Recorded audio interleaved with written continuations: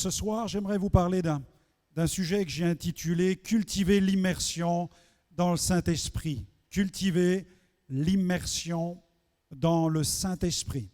Nous avons besoin de développer la culture de cette communion avec le Saint-Esprit, avec la personne du Saint-Esprit. Nous allons lire dans le livre du prophète Osée, chapitre 6, versets 1 à 3, un passage qui nous parle de connaître Dieu. Nous avons besoin de connaître Dieu. Amen. Nous n'avons pas encore fait le tour de Dieu. Nous n'avons pas épuisé les secrets du cœur de Dieu. Dieu est inépuisable. Ce qui veut dire que le réveil dans l'Église de Jésus devrait être entretenu de façon permanente, de façon constante. Amen. Ce n'est pas parce que je suis baptisé dans le Saint-Esprit que je fais une expérience surnaturelle avec la personne du Saint-Esprit, que je possède tout ce que le Saint-Esprit désire me communiquer, que le Saint-Esprit en a fini avec moi. Non. Dieu est inépuisable. La Bible dit que le ruisseau de Dieu est plein d'eau. Et la parole que nous avons reçue tout à l'heure, la parole prophétique, nous parle vraiment du fleuve. Et vous connaissez cette scène d'Ézéchiel avec cet homme de Dieu qui va crescendo dans le fleuve. Il s'abandonne et il découvre la puissance, le caractère impétueux de la présence de Dieu. Le Saint-Esprit qui cherche à pénétrer notre présence, notre cœur. Et là, Osée nous dit ceci, venez, au verset 1, Osée 6, venez, retournons à l'Éternel, car il a déchiré, mais il nous guérira. Il a frappé, mais il bandera nos plaies. Il nous rendra la vie dans 2 jours. Le 3e jour, il nous relèvera et nous vivrons devant lui. Connaissons, cherchons à connaître l'Éternel. Sa venue est aussi certaine que celle de l'aurore. Il viendra pour nous comme la pluie du printemps qui arrose la terre. Amen. Connaissons l'Éternel. Et dans le texte hébreu, le mot connaître, c'est le terme yada.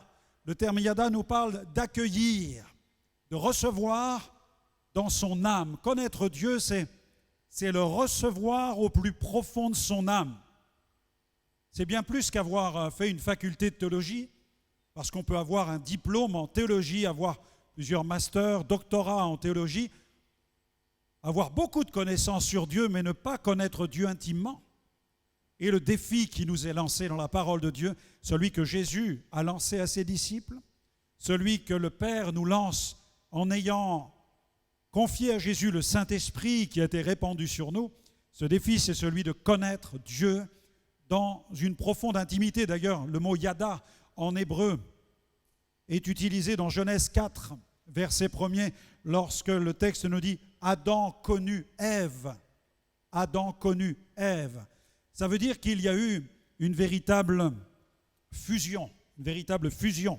C'est fusionner, connaître Dieu, vouloir vraiment connaître Dieu, c'est faire en sorte de chercher à fusionner avec sa personne, avec le cœur de Dieu, avec le cœur du Père céleste. Et la révolution du Nouveau Testament avec Jésus, c'est justement la révélation de la personne du Père.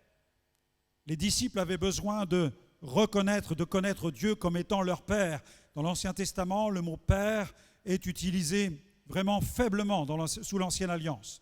Et la révolution de la Nouvelle Alliance, c'est une révélation de la personne de Dieu qui vient comme un Père, qui désire vivre en communion intime, en communion beaucoup plus profonde avec nous.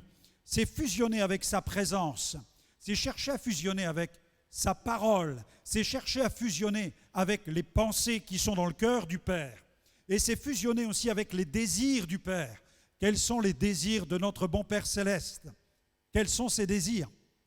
Il désire beaucoup plus d'intimité avec nous, plus de relations avec nous. Nous avons ce passage dans Jean 17. Je vous invite vraiment à méditer, même ce soir, avant de vous endormir. Prenez le temps de parcourir Jean 17, Jean chapitre 15. Nous y trouvons la sève de la présence de Dieu.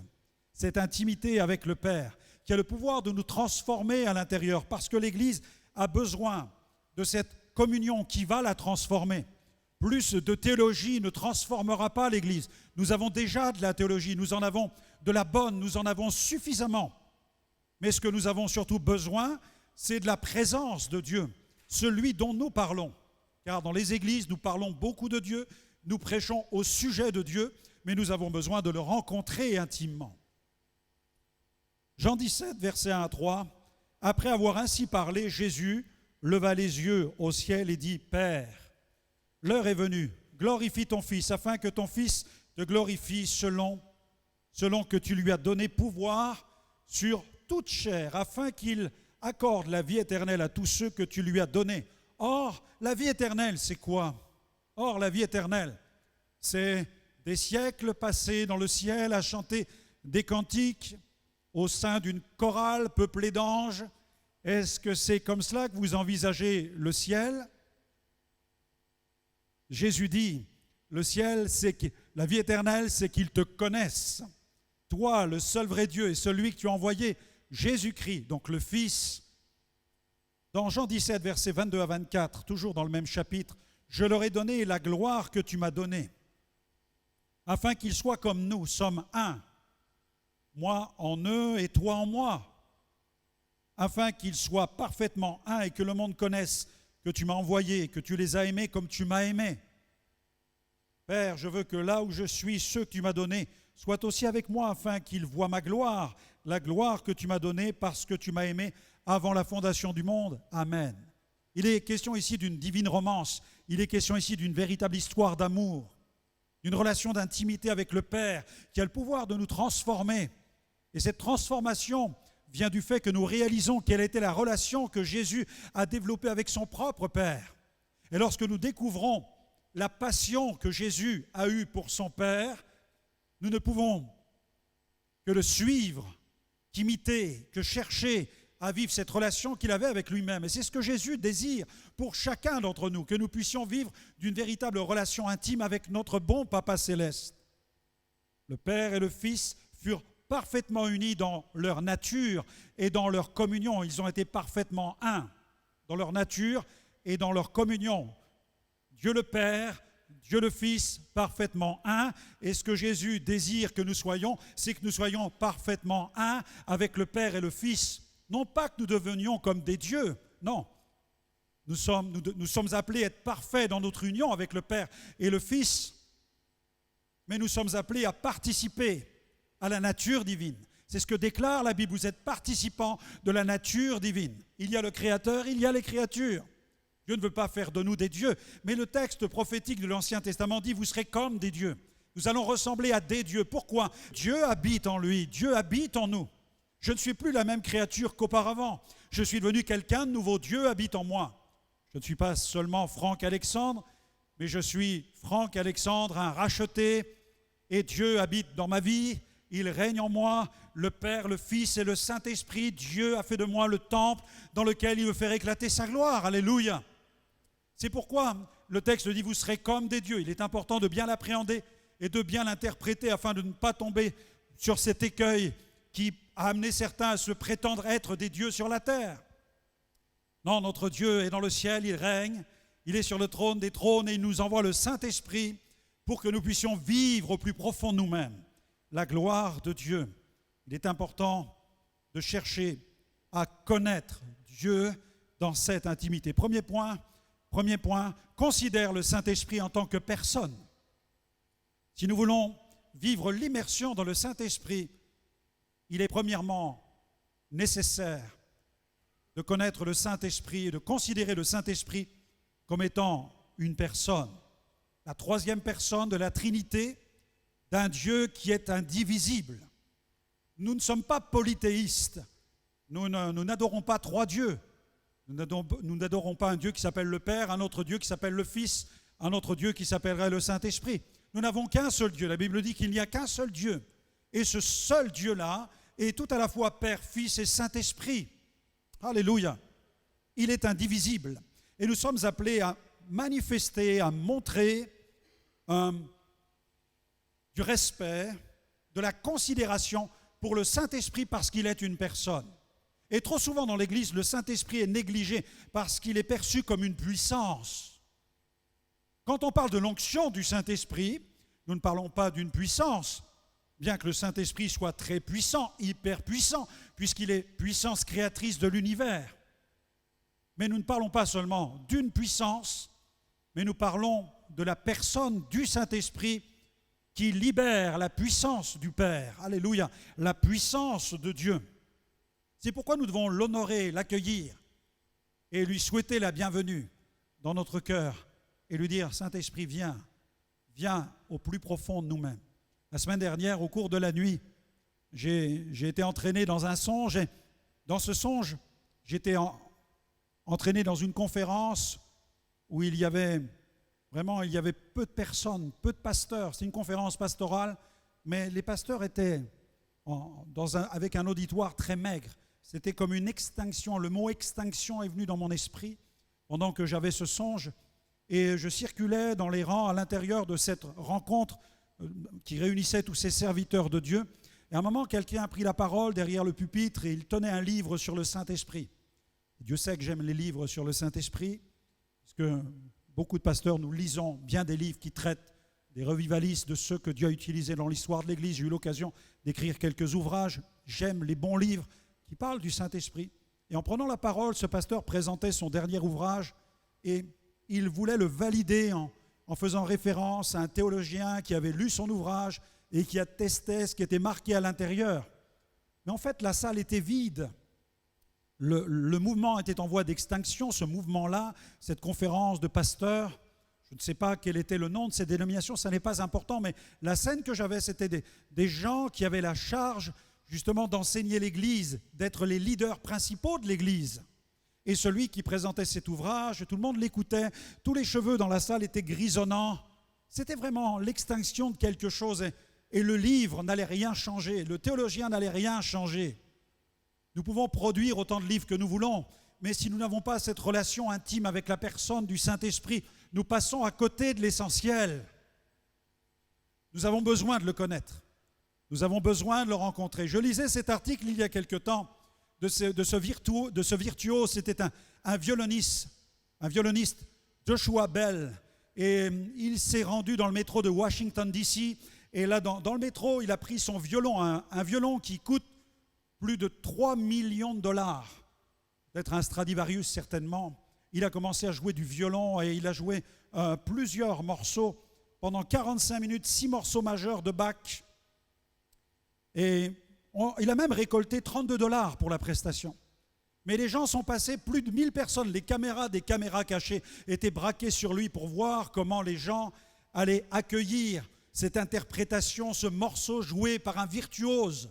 Plus de 1000 personnes, 1100 personnes exactement sont passées, l'ont écouté jouer du violon. Mais les gens ont mis quelques pièces, quelques dollars dans le chapeau qu'il avait mis à ses pieds. Mais personne ne s'est arrêté, personne ne réalisait que c'était un virtuose qui était en train de jouer. Et l'Église ne doit pas passer à côté du virtuose qui s'appelle le Saint-Esprit. C'est lui qui désire faire fonctionner ces dons spirituels, ces instruments qui ont une valeur inestimable, qui permettent à l'harmonie du royaume de Dieu de se mettre en place et à produire l'atmosphère dont l'Église a besoin. Considère le Saint-Esprit en tant que personne. Deuxième point, accueille-le avec joie. Accueille le Saint-Esprit avec joie. N'accueillons pas le Saint-Esprit avec peur ou avec gravité, mais accueillons le Saint-Esprit avec joie, pas du bout des lèvres, pas de façon timorée, mais véritablement avec joie parce que Jésus l'a envoyé. Imaginez quelques instants que votre meilleur ami vienne vous rendre visite à l'improviste. Il frappe à la porte, vous ouvrez la porte et vous le voyez là sur le pas de la porte avec plein de cadeaux plein les bras. Qu'est-ce que vous allez faire ? Bien entendu, vous allez d'abord lui sourire, vous allez ouvrir la maison, vous allez l'inviter à entrer, vous allez le mettre à l'aise et vous allez lui dire « Sois comme chez toi, chez moi ». Amen. Nous devrions faire la même chose avec le Saint-Esprit. Mais trop souvent, la question du Saint-Esprit, c'est un sujet qui est devenu épineux à l'intérieur de l'Église, alors qu'au contraire, nous devrions le recevoir avec joie, puisque Jésus a dit « Il sera avec vous ». Et il a ajouté « Il sera en vous ». Ne le laissons pas à la porte, mais laissons-le entrer. Accueillons vraiment la présence du Saint-Esprit. Est-ce que ce soir, tu vas dépasser la prière intellectuelle? Est-ce que ce soir, tu es prêt à dire « je vais vraiment accueillir le Saint-Esprit » ? Parce que nous pouvons le dire aussi intellectuellement. Nous pouvons formuler des prières. Nous avons l'habitude dans les réunions parfois de faire répéter l'auditoire et avec le temps, les répétitions deviennent mécaniques et les gens ont l'habitude de répéter ce que le pasteur dit, mais ça devient une véritable routine et nous ne réalisons pas ce que nous sommes en train de dire. Mais est-ce que nous sommes prêts ce soir à ouvrir la porte? Est-ce que nous sommes prêts vraiment à l'accueillir? Il y a quelques jours, pendant la nuit, j'ai eu un autre songe. Et là, réveillé en sursaut, j'ai entendu 3 coups de poing à la porte. Alors, je me suis réveillé, ma femme dormait à côté. Je dis, mais je suis le seul à entendre ça? Je me dis, mais quelqu'un en pleine nuit est en train de frapper à la porte de la maison 3 fois. Pam, pam, pam. Ouh! Je me réveille, je me dis, il faut que je descende, il faut que je m'habille. Et tout à coup, j'entends dans mon oreille la voix de Dieu qui dit, voici, je me tiens à la porte et je frappe. Si quelqu'un entend ma voix et qu'il ouvre, j'entrerai chez lui et je souperai avec lui et lui avec moi. Amen. Dieu soit béni. Quand j'ai entendu ce message, que vous connaissez tous bien entendu, parce que vous l'avez lu tous plusieurs fois, j'ai compris que Dieu désire que ce message résonne dans l'Église aujourd'hui. Je crois plus que jamais que l'Église est arrivée dans cette époque où elle a besoin de découvrir sa relation avec le Père Céleste. Elle a des écoles bibliques, elle a des théologiens, elle a beaucoup de connaissances, elle a de l'histoire, mais elle a besoin de trouver la présence et de découvrir le Père de façon intime, d'avoir cette relation tellement profonde avec lui. Et cela ne peut se faire qu'au travers de la personne du Saint-Esprit, parce que le Saint-Esprit est vraiment celui que le Père a donné à Jésus et qu'il a répandu sur nous. C'est ce que déclarent les Actes des Apôtres. Et le Saint-Esprit est là pour nous révéler, nous montrer, nous faire vivre comment Jésus lui-même vivait sa relation avec son Père. C'était par la puissance et la présence glorieuse du Saint-Esprit. Et si nous sommes prêts à emprunter ce chemin, à accueillir le Saint-Esprit avec joie, nous allons désirer plus d'intimité. 3e point, désir plus d'intimité avec le Saint-Esprit. Car nous ne pouvons pas nous satisfaire d'une communion basée seulement sur la digestion de quelques versets bibliques, de quelques définitions religieuses ou de quelques credos. Malheureusement, nous réduisons trop souvent le Saint-Esprit à ces points épineux de la théologie. Mais regardez ce que la parole de Dieu déclare dans l'évangile de Luc. C'est un passage qui est vraiment transformateur. Dans Luc 11, versets 11 à 13, Luc 11, versets 11 à 13, c'est pourquoi n'ayez pas peur du Saint-Esprit. J'ai vu souvent des personnes avoir peur quand il y a une grande effusion de l'Esprit. Des personnes penser que, voilà, peut-être qu'un démon pourrait se glisser à ce moment-là pour venir habiter chez eux. Vous voyez ce que je veux dire? Mais comment ne pas avoir peur et comment recevoir vraiment le Saint-Esprit? Eh bien, tout simplement en croyant ce que Jésus a déclaré dans Luc 11, versets 11 à 13. Quel père parmi vous, si son fils lui demande un poisson, lui donnera un serpent au lieu d'un poisson? Ou bien, s'il demande un œuf, lui donnera-t-il un scorpion? Si donc, tout mauvais que vous êtes, vous savez donner de bonnes choses à vos enfants, à combien plus forte raison le Père Céleste donnera-t-il l'Esprit Saint à ceux qui le lui demandent? Amen. Si nous demandons le Saint-Esprit, il n'y a pas un démon qui va passer. Non, soyez tranquille avec cela. Si vous demandez au Père le Saint-Esprit, le Père garantit la demande. Il garantit la nature de la commande que vous faites au ciel. Seigneur, je commande. Seigneur, je te passe ma commande. Je veux plus de ton esprit, plus de ta présence, plus de ta gloire. Alors, 4e point, laisse-toi rafraîchir. Laisse-toi rafraîchir par ces ondées. Les ondées vont apporter le rafraîchissement. Ce sont des ondées rafraîchissantes.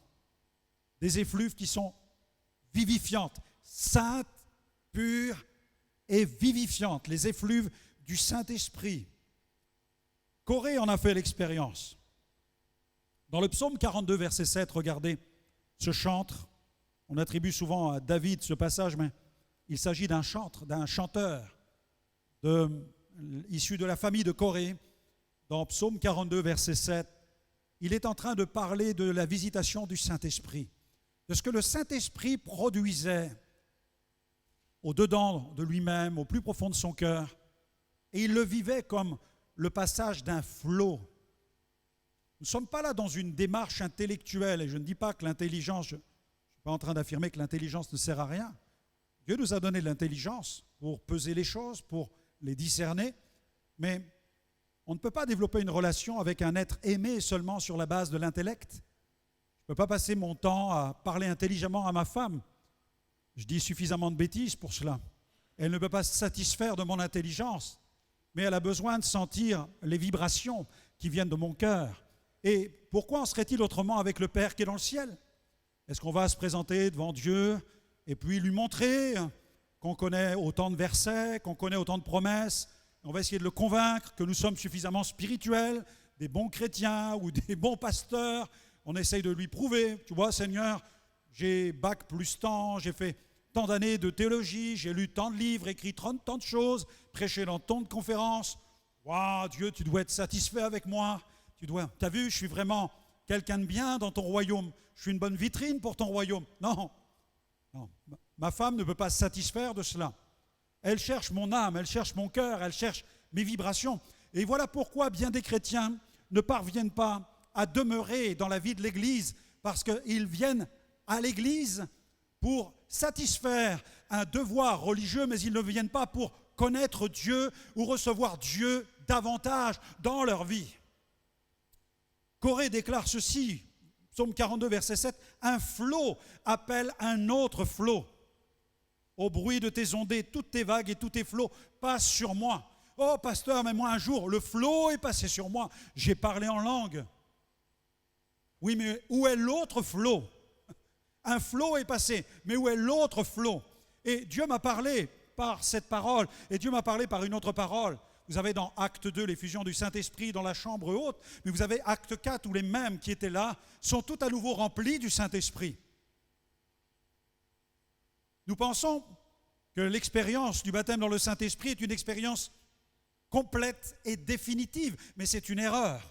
Non. Elle est le témoignage du pouvoir de Dieu qui est surnaturel dans le cadre d'une dispensation où le Saint-Esprit désirera tout au long de notre passage terrestre nous remplir de sa présence. Amen. Oh, Dieu soit loué. Un flot appelle un autre flot. Est-ce que ce soir, tu peux dire, Seigneur, j'ai vécu plusieurs flots dans ma vie spirituelle, mais comme on l'a entendu, il y a de la sécheresse et j'ai besoin d'un autre flot. J'ai besoin que tu viennes me visiter. Remplis-moi de la présence de ton esprit. Gloire à Dieu. Dieu soit béni. 5e point, réalise la splendeur de la dispensation de la grâce. Nous touchons un point important de l'amour du Père et en réfléchissant sur la dispensation de la grâce. Et le meilleur moyen, c'est de la mettre en phase avec l'Ancienne Alliance, où sous l'Ancienne Alliance, seulement quelques privilégiés avaient cette grâce, puisque c'était une manifestation de la grâce sous l'Ancienne Alliance. La grâce n'est pas apparue seulement avec Jésus-Christ, elle existe avant. Dieu a toujours fait grâce au travers de toutes les dispensations. Mais nous vivons cette dispensation qui s'appelle la dispensation de la grâce. Et toute cette dispensation, elle vise tous ceux qui croient en Dieu, qui croient au Père, au Fils et au Saint-Esprit. C'est pourquoi il est important que chacun puisse prendre ce que Dieu veut lui donner. Car sous l'Ancienne Alliance, seulement quelques privilégiés, des rois, des prophètes, des juges et des sacrificateurs, bénéficiaient d'une huile d'onction qui était appliquée sur eux. On déversait de l'huile sur eux pour les introduire dans une fonction spirituelle. Ils étaient oints, on les appelait les oints. Mais sous la nouvelle alliance, nous sommes tous des sacrificateurs et l'onction, elle nous est communiquée. Nous avons tous reçu de l'onction du Saint-Esprit, déclare la parole de Dieu. Jésus dit, vous recevrez de la puissance, le Saint-Esprit viendra sur vous. Et l'apôtre Jean dit, l'onction vous enseigne toutes choses, elle est en vous. Alléluia, l'onction en moi, c'est pour moi. C'est pour me transformer à l'intérieur. Et l'onction sur moi, c'est pour les autres. Et l'onction en moi, c'est ce que le Père veut opérer dans ma vie. C'est le flot qui appelle un autre flot. J'ai vécu ça en Argentine quand j'ai commencé à découvrir le ministère de Carlos Anacondia, où après chaque réunion, je rentrais dans cette petite chambre, un endroit très modeste, avec un lit improbable. Il reste encore quelques ressorts dessus. mais le Saint-Esprit passait sur moi. Et ce passage revenait dans mon esprit sans cesse, un flot appelle un autre flot, un flot appelle un autre flot. Et quand j'ai lu quelques récits avec quelques revivalistes, comme Jonathan Edwards ou Whitfield ou d'autres encore, ils racontent des histoires où ils sont visités par le Saint-Esprit. Et là, vous vous dites, je ne rêve pas, ils ont vécu des choses dans la présence de Dieu.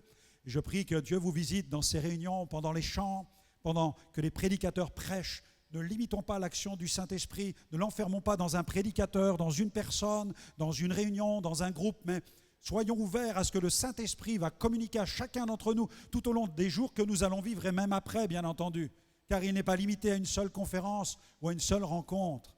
Notre but, c'est de libérer la foi de tout le peuple de Dieu pour qu'il croie qu'il y a vraiment ce temps où le Seigneur va visiter son peuple. Connaissons, cherchons à connaître l'Éternel. Sa venue est aussi certaine que celle de l'aurore.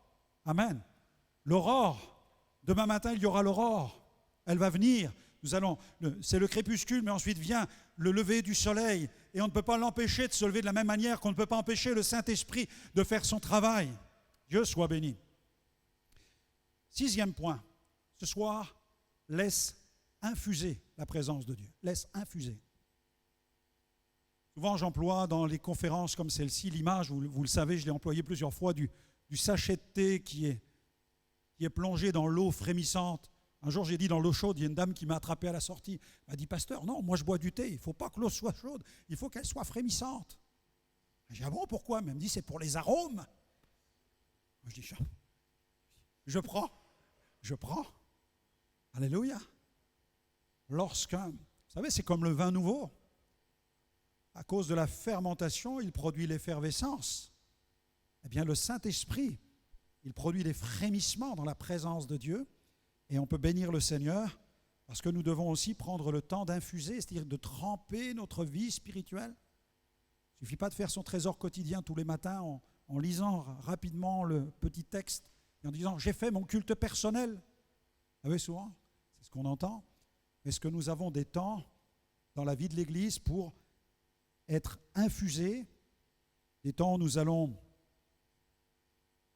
comme dimanche, il y avait une personne qui était à l'appel et en priant pour elle, je ressentais ce que Dieu voulait opérer, voulait faire, mais la personne, elle construisait des prières, elle formulait des prières, elle cherchait à faire des prières, et à un moment, j'ai été conduit à lui dire, arrête de prier en fait, reçois, prie plus. C'est plus nécessaire de parler pour essayer d'expliquer à Dieu la situation. Parce qu'en fait, Dieu la connaît, la situation. Non, vous ne croyez pas? Vos rêves, vos envies, vos désirs, ce que vous voulez voir se produire dans votre église, dans votre communauté, dans votre famille, dans votre ville, dans votre pays, nous en sommes tous là, au même endroit, avec les mêmes rêves à l'intérieur. Alors il y a des moments pour prier, pour nous exprimer. Je ne veux pas dire une chose et son contraire, mais c'est vrai, nous avons besoin de prier pour que l'un puisse dire amen à la prière de l'autre. Mais il y a des moments où nous sentons que Dieu nous attend et Dieu veut nous dire, tais-toi en fait, tais-toi, laisse-moi faire. 7e point, fais preuve de transparence. Alors fais preuve de transparence. Là aussi, dans la présence de Dieu, si nous voulons vivre une transformation, si nous voulons vivre l'immersion dans le Saint-Esprit, il est important aussi de faire preuve de transparence, parce que j'ai remarqué que le sachet de thé, il est translucide. On peut voir à travers. Et dans la présence de Dieu, c'est important que nous n'essayons pas de nous défiler ou de manipuler la grâce ou de manipuler le Saint-Esprit, parce que trop joue avec la patience de Dieu. Mais Dieu use de patience envers tous. Il ne veut qu'aucun périsse et il veut que tous parviennent à la repentance, c'est-à-dire Dieu désire que nous arrivions dans ce moment où nous allons dire, non seulement, je ne parle pas de nous frapper la poitrine, Seigneur, j'ai fait ça, je suis mauvais, il m'arrive de mentir, il m'arrive d'avoir des pensées impures, mais Dieu le sait tout cela. Non, la repentance, c'est ce qui va produire la conversion, le changement, la transformation. Il n'y a pas de repentance, il n'y a pas de changement en fait. Il peut y avoir de l'autoflagellation, il peut y avoir de la pénitence, il peut y avoir toutes sortes de prières où je répète, je demande pardon, c'est ma faute, c'est ma très grande faute. Mais là, on fait du surplace et on n'avance pas. On ne peut pas avancer avec le Seigneur dans ces conditions-là. Mais la vraie repentance, c'est, je n'ai pas besoin de tout dire à Dieu parce qu'il sait tout ce que je fais, tout ce que je suis, tout ce que je pense, tout ce que je dis. Et tout ce que je ne fais pas, mais là, je me repens, Seigneur, parce que là, je décide qu'il y ait un changement dans ma vie. Il faut que ça change. Et je ne veux pas simplement dire il faut que ça change, mais je vais faire en sorte que les choses changent. Alléluia. Là, c'est la transparence. Là, mes amis, c'est que le Saint-Esprit est en train d'infuser, il est en train de diffuser. Jésus a dit, quand il viendra, il vous convaincra de péché, de justice et de jugement. Et là, le Saint-Esprit, dans ces moments de transparence et de communion, il pardonne les injustices que j'ai commises, toutes. Mais il me guérit de toutes celles que j'ai subies. Jésus a dit qu'il était oint pour guérir les cœurs brisés. Nous avons la puissance du péché. La puissance du péché, nous la libérons en tant que pécheurs, nous la manifestons en tant que pécheurs, mais nous la subissons dans un monde marqué par la corruption. Nous sommes victimes aussi du péché. C'est pourquoi Jésus a donné sa vie sur la croix. Non seulement pour pardonner nos péchés, mais pour nous libérer de la puissance du diable qui veut nous détruire par le péché. Et c'est pourquoi Jésus avait compassion de tous ceux qu'il voyait. Il ne les accusait pas d'être des pécheurs, non. Il savait qu'ils étaient des pécheurs. Mais il voulait les transformer. Il nous pardonne les injustices que nous commettons, mais il nous guérit de toutes celles que nous avons subies depuis que nous sommes enfants, depuis que nous sommes entrés sur cette planète. Parce qu'il y a bien des choses que vous avez subies, que vous n'avez pas choisies. Et c'est l'amour du Père qui vient nous en guérir. Il y a des péchés que nous commettons parce que nous avons subi telle ou telle chose dans notre vie. Et l'amour du Père est là pour que nous demandions pardon pour les fautes que nous commettons, mais non pas pour nous faire mordre la poussière et nous frapper à coups de bâton.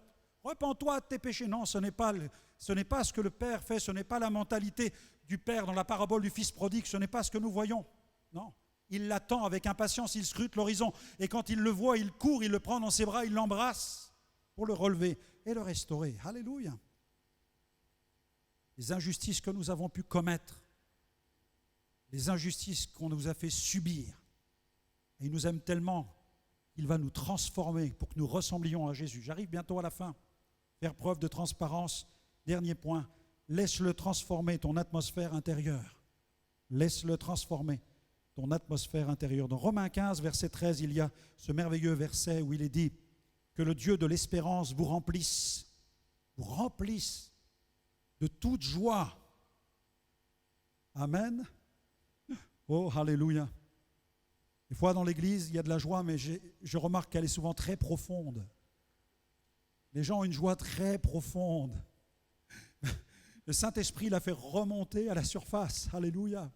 Il faut qu'il y ait de la joie dans les églises, mais il y aura de la joie dans la mesure où nous allons comprendre quel est le travail qu'opère le Saint-Esprit.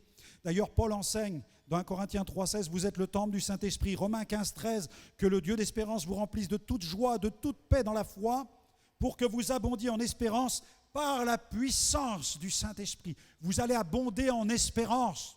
Vous allez exploser spirituellement parlant, dans la joie et dans la paix.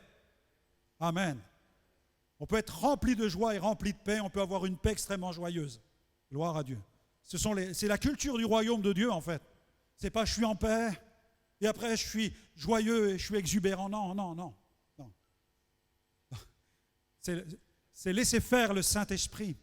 Et dans certains moments, nous sommes gagnés par cette présence qui nous procure de la joie et de la paix en même temps, et de l'espérance, par la puissance du Saint-Esprit, qui visite le sachet. Moi, souvent, je dis, Seigneur, je suis qu'un sachet. Oh, mais dedans, tu as mis du bon thé. Amen. Et oui, c'est le thé de la personne de Jésus. Un thé de qualité, le meilleur qui soit. Et l'eau frémissante, c'est cette chaleur. Le Père fait chauffer l'eau frémissante du Saint-Esprit qui opère cette chimie intérieure, qui libère l'arôme du royaume de Dieu. Laisse-toi transformer par l'atmosphère du royaume de Dieu. Il va transformer ta vie intérieure. Mais là, moi, j'ai le sentiment profond ce soir que certains vont vivre une vraie transformation à partir du moment où ils vont faire preuve de transparence dans la présence du Père. On peut enfiler les réunions et les conférences comme des perles, et on en a fait tellement dans le passé, et certaines n'ont eu aucun effet. Mais je sais que les conférences ou les rencontres ou les réunions, grandes, petites, moyennes, peu importe la taille, les rencontres même, qui ont produit un effet, c'est celles dans lesquelles j'ai été transparent, celles dans lesquelles je n'ai rien voulu cacher à Dieu. Je n'ai pas essayé de manipuler Dieu, ni même de lui tordre le bras pour qu'il me comprenne. Non, j'ai reconnu mes faiblesses, j'ai reconnu mes manquements, j'ai reconnu mon impuissance, j'ai reconnu ma médiocrité spirituelle. Et je lui ai dit, Seigneur, il y a des choses, je ne suis pas capable de les faire, mais j'ai envie de les faire. Je rêve de les faire, mais transforme-moi. Fais-le par la puissance du Saint-Esprit. Et Dieu l'a fait. Et il va continuer de le faire parce que c'est notre Père. Vous savez, en Israël, quand je croise des enfants, il m'est arrivé d'aller là-bas et d'entendre des enfants qui appellent leur père et ils l'appellent Abba, Abba, Abba. Et nous avons dans le Nouveau Testament cette parole de Paul où il parle du ministère du Saint-Esprit qui est en nous et qui crie, lui, à l'intérieur. Le Saint-Esprit dit Abba, Abba. Le Saint-Esprit le fait, mais le croyant le fait-il? Alors que le Saint-Esprit le fait. L'Esprit en nous crie Abba, Père, Abba, Père. Le Saint-Esprit veut nous conduire dans cette fusion avec le Père.